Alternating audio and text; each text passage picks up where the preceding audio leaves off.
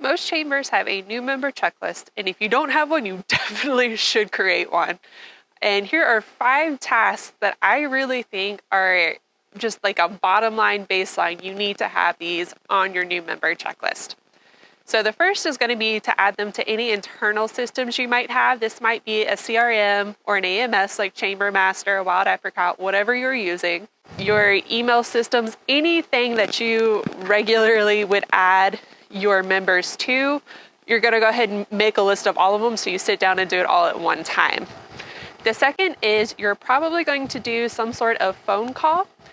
I really like these because they're more personable, and as an introvert, I do hate doing them. And so I usually try to find a volunteer that really enjoyed it, or possibly an ambassador. But you're probably going to have just a very casual conversation. I like to script it where our volunteer was like, hey, this is so-and-so from the chamber. We just wanted to invite you to our next event. And that was it. It's just a feel good, nice. Or if you need to, that's where you can get into some more questions like, why did you join the chamber? How can we help you? Whatever those very specific one-on-one questions so that they know you're already thinking of them. Along a similar mindset is probably going to mailing or visiting them. So this is going to be how you distribute any information that you know they need to have. In some cases, you might mail these, whether it's a letter or a packet or a folder, or you might go ahead and visit them in person or send a volunteer or an ambassador to do so. For example, my chamber had a sticker and a window decal and a plaque that we wanted to give all of our members, so we made this part of the initial visitation. Now, the hard part is, it can be very hard to keep up with that as a small chamber, but it is really important. So if you can dedicate the time to do so, I really think it makes a difference. Next is going to be free promotions. This is, again, going to vary chamber by chamber. The very basic one that I see most people are able to do is just a post on Facebook or your other social media where you just welcome the new chamber, you put a picture of them, you tag their Facebook page, so they just get a little extra publicity. Now, the more partnerships and staff that you have, the more you're able to do for them. For example, we had a partnership with our local outdoor billboard company. So we actually had our own slot on a digital billboard, and we used our one slot to do several different billboards a month. One of those being a free billboard that we designed. We didn't ask permission. We just said, hey, by the way, we did this.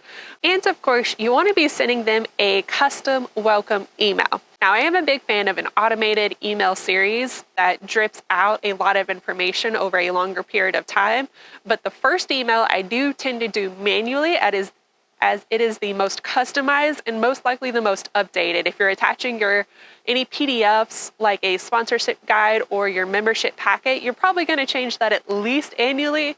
But I do see that sometimes little bits of information either slip through their cracks or they get changed or whatever it is. So that one for me is a little bit easier to do manually. And then it also lets me customize it based on any conversations that I had with them, whether before they joined or from that initial phone call. So I do start out with a template to kind of work off or to remind myself of any prompts. I do it the same day that I've done all of these other membership tasks. And on my new member checklist, I am sure to bullet point like, hey, don't forget to look into this. Hey, don't forget this.